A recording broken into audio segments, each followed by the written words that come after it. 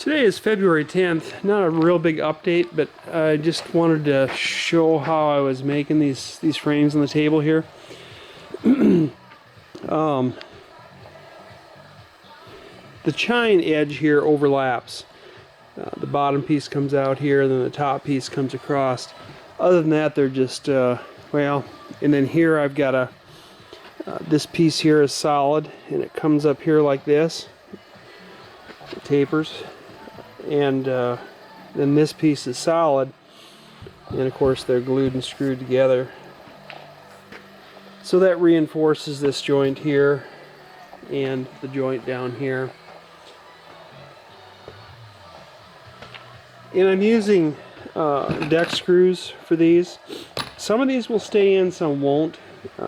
The ones that are under the gussets here, all these screws will come out. The reason for that is when I get to working on this thing, I'm gonna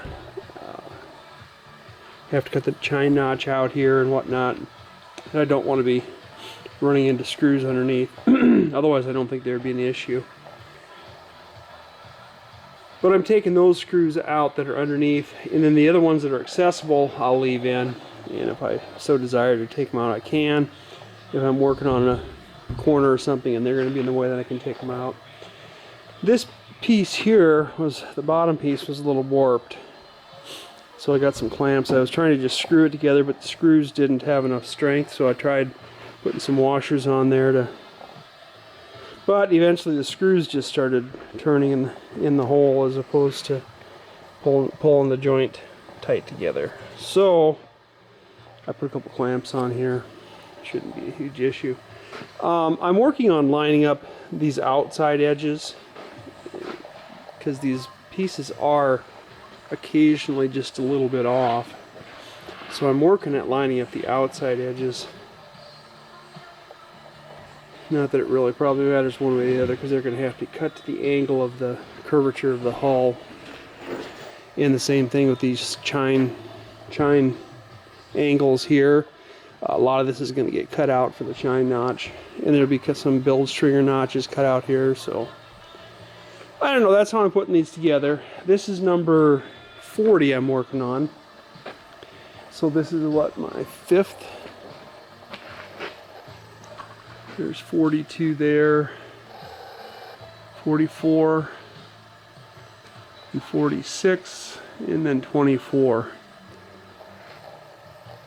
I've been making the gussets patterns just out of, I bought a roll of this cardboard.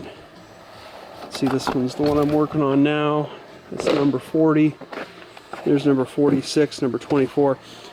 And George, in his book, said you could probably use them for several gussets forms, each one that you make.